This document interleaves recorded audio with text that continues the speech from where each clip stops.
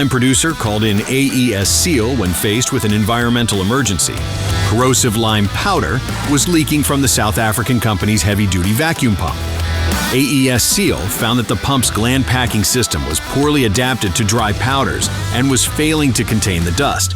As well as being a workplace hazard, this was causing pollution, product wastage, and increased maintenance costs. AESSEAL's advanced bearing protector, the LabTecta-IAP, is specially designed to contain corrosive powders by using labyrinth technology to purge air inboard, preventing the dust entering the seal and escaping to the environment.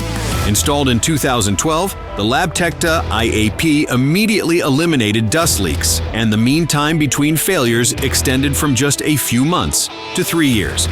This has not only delivered a safer work environment, but is saving the company $8,500 a year in repair and maintenance costs.